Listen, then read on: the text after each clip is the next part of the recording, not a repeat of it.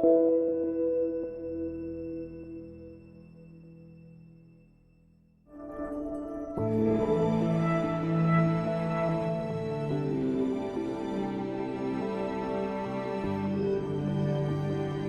on évoque le nom de Dassault, dans le monde entier maintenant, c'est un nom qui a un retentissement mondial, on pense plutôt avion de combat, on pense ouragan, Mystère, Mirage, Rafale. Pourtant, si on regarde dans l'histoire de Dassault Aviation, dès les débuts, les avions civils sont très présents.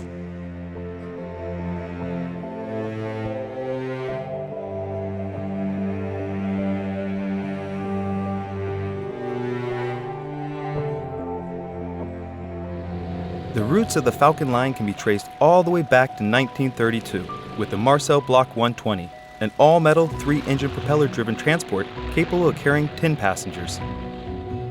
3 years later, the MB-220 twin was acquired by Air France. By 1945, Air France was flying the 4-engine MB-160 Languedoc. Pareil pour les moteurs? Pareil, OK.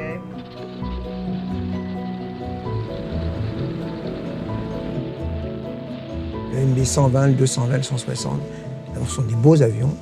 C'est un petit peu les pères fondateurs de la famille. Ce qui est frappant quand on regarde l'histoire, cette fois, de l'aviation en général dans les années 30, c'est qu'au fond, le ressort du progrès, le ressort de l'avancée, ça a été la compétition.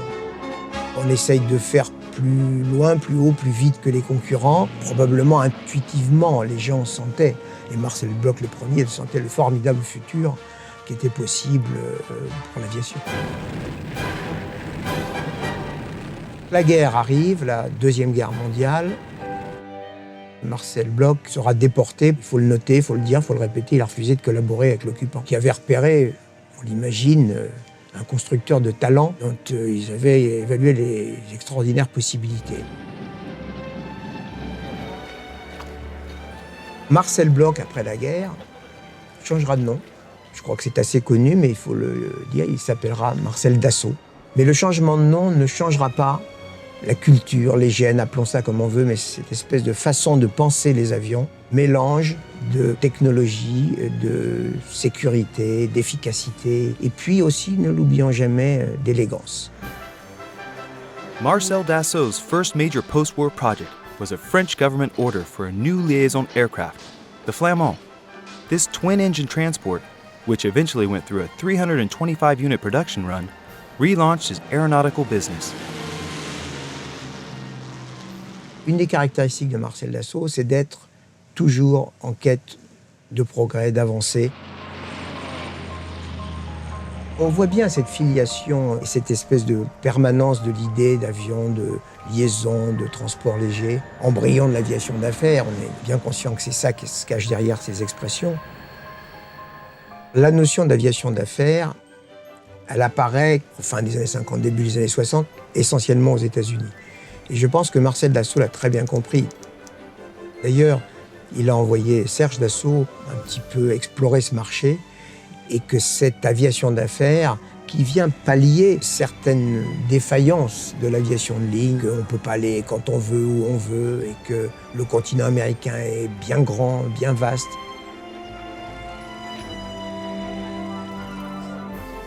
Le terme en lui-même est au fond très bien trouvé. C'est bien des avions pour mener ses affaires. C'est un outil de travail. Et ça, je crois que ça a été très vite, très bien compris par l'état-major de la société et par Marcel Dassault lui-même.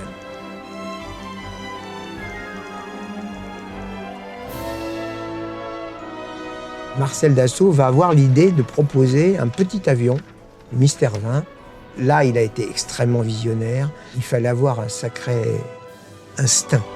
At the time, the commercial aviation sector, following the lead of military operators, was quickly adopting jet engine technology, which afforded unmatched speed and range gains.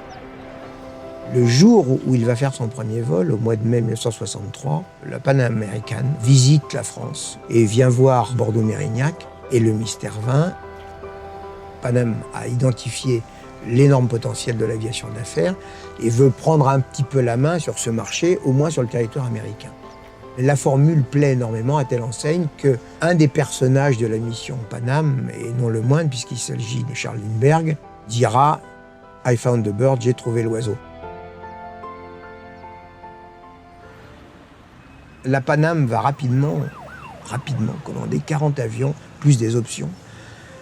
Et ça, c'est un coup de tonnerre qui surprend tout le monde.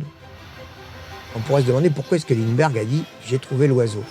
Eh bien parce que le compromis entre les qualités aérodynamiques de l'avion, ses performances, l'intelligence de la formule, la cabine, c'est ce qui est le plus dur à réussir dans un avion. C'est l'intégration d'un certain nombre de caractéristiques pour en faire un produit achevé. Et je pense que dès sa naissance, le Mystère 20 est un produit achevé. Le Mystère 20, son nom est au moins peu évocateur et quasiment imprononçable pour les Américains. Donc il va falloir trouver un autre nom et on va trouver Falcon. Falcon Jet en fait. La société américaine qui va le commercialiser s'appellera la Falcon Jet Corporation, Levis. La completion est un mot anglais mais qui dit bien ce qu'il veut dire. C'est l'achèvement, la personnalisation de l'avion à la spécification client. Tout ce qui est donc spécifique d'un client donné est installé à Little Rock dans l'Arkansas, qui est l'usine dédiée à cette activité. Pour les gens, c'est à la fois un avion qui a des performances de qualité, mais qui est solide, facile à entretenir, qui est un avion sur qui on peut compter. Très rapidement, il va avoir cette image qui va se propager dans le monde entier. Et le Falcon 20, ça devient un synonyme de qualité d'assaut. C'est l'avion fondateur de la famille Falcon. Tous les avions qui viendront par la suite lui doivent quelque chose. Il sera construit en grand nombre et c'est lui le père sur lequel s'appuie toute la dynastie qui succédera et qui succède encore.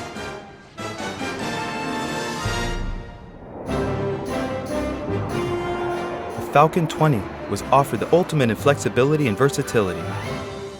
It was adopted for a multitude of special applications around the globe and could land on and take off from just about any terrain imaginable.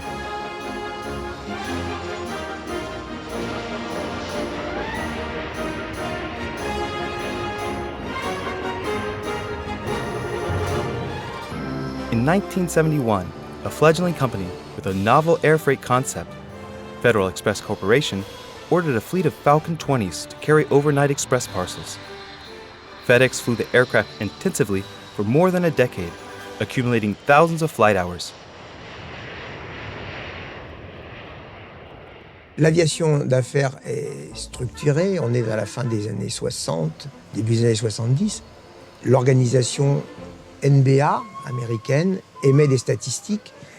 On commence à regarder sur le plan macroéconomique ce que c'est que l'aviation d'affaires. Et parmi les données qu'on acquiert et qui frappent aussi l'état-major d'assaut, il y a le fait que le nombre de passagers moyens d'un avion d'affaires, c'est 4.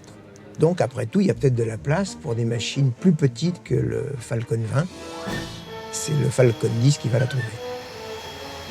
Et cet avion va jouer un rôle particulier dans l'imagerie Falcon. Il a des performances exceptionnelles qui vont bluffer, il n'y a pas d'autre mot, la clientèle et qui vont rendre les pilotes amoureux de cet avion.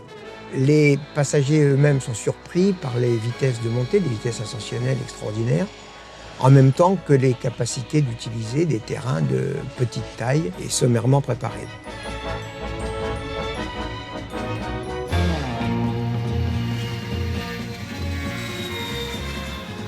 In the early 70s, operators began looking for an aircraft capable of flying over the Atlantic and coast to coast across the U.S. To increase safety margin, Dassault decided to meet the new demand with a 3-engined aircraft, the Falcon 50. However, airfoil architectures then in use proved insufficient to meet the performance of the new plane. Là, on va prendre une décision très forte qui engage l'avenir et qui l'engagera dans le bon sens, qui est la décision de passer à la voilure supercritique. Voilure moderne et qui est extrêmement performante et qui d'ailleurs va rester la voilure des Falcon pendant presque 20 ans. C'est une grande réussite de l'aviation d'affaires, le Falcon 50.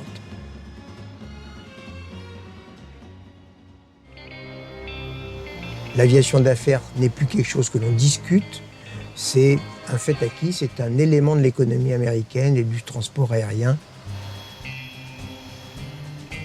À partir du Falcon 50, on voit très bien que le souci des constructeurs, mais pour répondre au fond aux besoins qu'une clientèle exprime, c'est plus de rayons d'action. Ça veut dire, malgré toutes les qualités de ces avions, plus de temps de vol, donc plus de demandes de confort.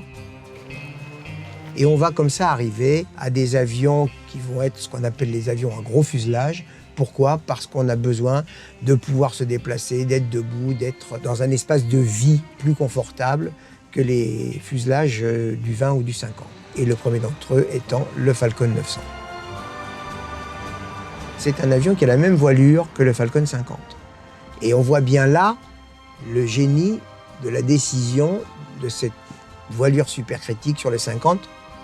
C'est un programme qui, au fond, là, illustre les petits pas, méthode chère à Dassault Aviation. C'est-à-dire qu'on va reprendre la voilure, l'aérodynamique du Falcon 50, la configuration triréacteur. On est d'ailleurs les seuls à l'utiliser, mais on la maîtrise. On va remplacer le fuselage du Falcon 50 par un fuselage plus gros. Des moteurs un peu plus gros qui poussent plus, un peu plus de carburant, on peut aller plus loin. Mais tout ça, ce sont des améliorations et on reste dans la continuité, encore une fois, idée essentielle de la politique Dassault. Un des atouts majeurs de Dassault, c'est précisément le nom de Dassault. C'est un nom qui est connu, qui est respecté dans le monde aéronautique et même en dehors. Et la clientèle américaine en particulier est extrêmement sensible à cette continuité de l'entreprise depuis le fondateur, assurée par son fils Serge, qui a poursuivi dans la même ligne. Cette pérennité naturelle, finalement, est un élément extrêmement rassurant pour toute une partie de notre clientèle. Dassault existe depuis longtemps et existera encore longtemps. In 1967, Marceau Dassault created an affiliate at the Bourget Airport near Paris to help expand business jet activity beyond North America.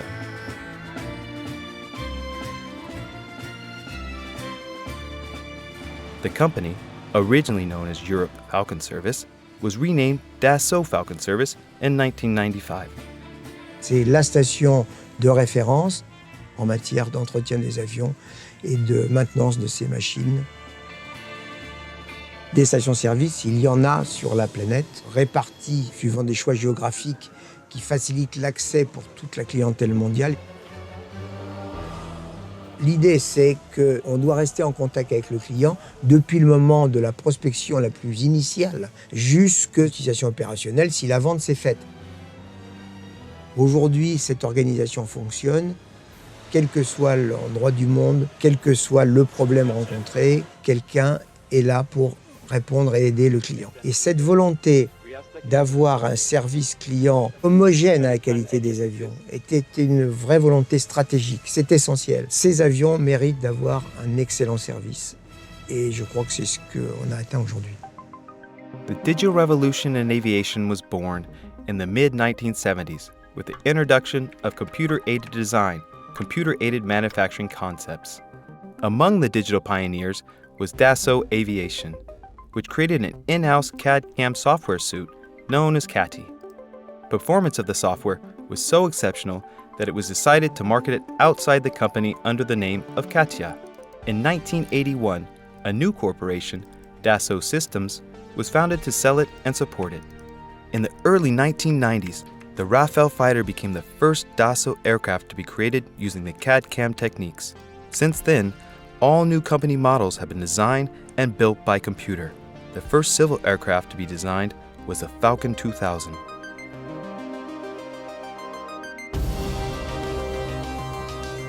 Le Falcon 2000 répond parfaitement aux besoins d'une clientèle qu'on maîtrise de mieux en mieux, qu'on connaît de mieux en mieux, et qui, chose importante, se mondialise. C'est-à-dire que le pourcentage de la clientèle américaine reste dominant, mais on voit apparaître des clientèles européennes, extrême-orientales.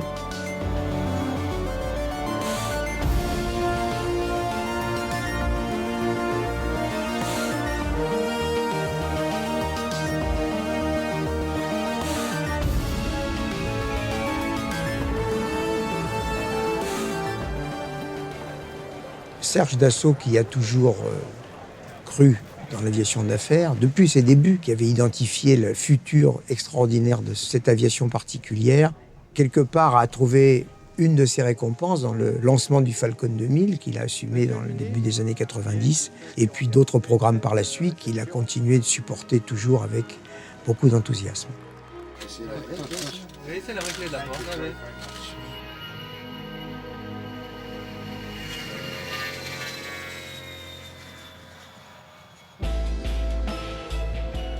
In the mid-1990s, Dassault began working on a new man-machine interface intended to further reinforce flight safety and reduce pilots' workload.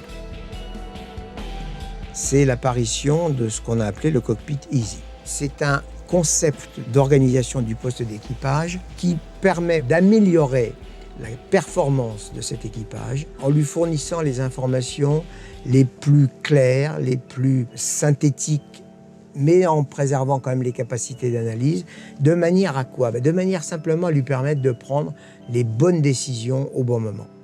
Une qualité de contrôle de sa machine, parce qu'au fond, c'est ça qui est derrière ça.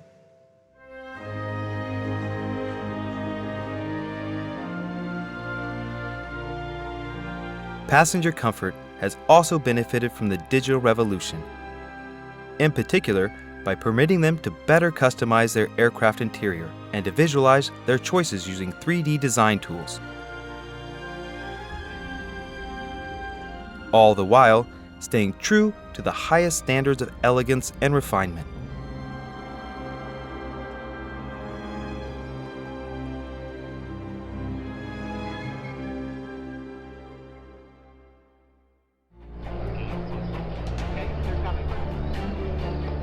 The Falcon 7X marked the arrival of a new generation of business jets, equipped with the most advanced aerodynamic and flight control technologies.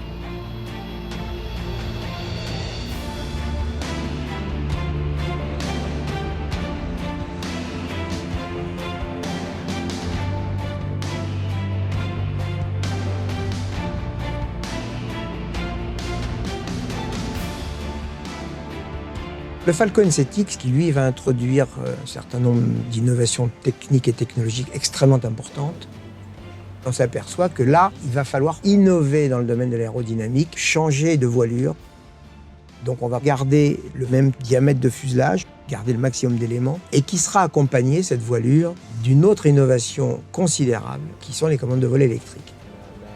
Et là, Dassault va faire un coup formidable parce que le Falcon 7X sera le premier avion d'affaires au monde à utiliser des commandes de vol électriques. C'est pas pour être à la mode, c'est parce que ça apporte énormément de choses dans le domaine de la sécurité. Comme cet apport repose sur un vrai savoir-faire acquis dans la durée sur les Mirage 2000, le Rafale, cette rupture va être un vrai succès technique et qui est constaté par toute la clientèle mondiale. Il y a un autre élément qui apparaît clairement là, c'est cette communication permanente entre le civil et le militaire. Bureau d'études communs, méthodes communes, savoir-faire commun. Et les commandes de vol électrique, c'est l'exemple même d'un savoir-faire militaire transmis au monde civil. Les Falcons qu'on voit évoluer paisiblement dans le ciel, avant d'avoir l'autorisation de transporter des passagers, ont subi les pires tourments. Les essais en vol vont explorer toute une partie de domaines où l'avion n'ira plus. On va explorer la limite, ne serait-ce que pour définir bien les marges et s'assurer que ces marges sont suffisantes pour protéger en permanence l'équipage et les passagers de tout danger. On protège mieux, on améliore les qualités de vol des avions au-delà de ce qu'exige le règlement.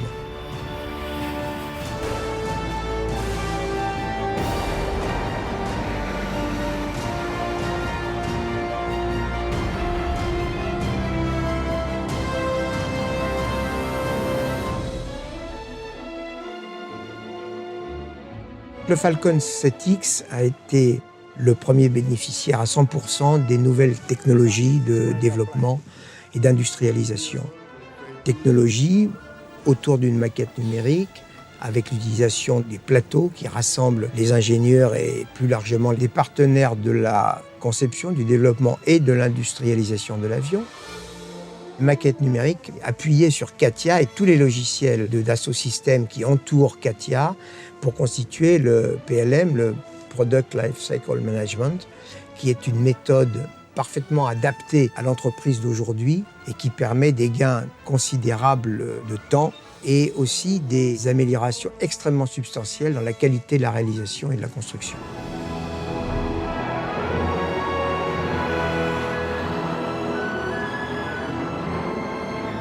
Au fond, qu'est-ce que c'est qu'un avion d'affaires ? Un avion d'affaires, c'est d'abord un outil de travail. Cet outil de travail, outil de déplacement, est en plus devenu, pendant la période du vol, un bureau volant. Donc avec toutes les capacités de liaison qu'on peut exiger vers des collaborateurs, des clients, des partenaires, à travers Internet et téléphones. Un bon avion d'affaires, c'est un avion qui permet à son passager de ne jamais perdre le contact avec ses partenaires, ses amis ou ses clients.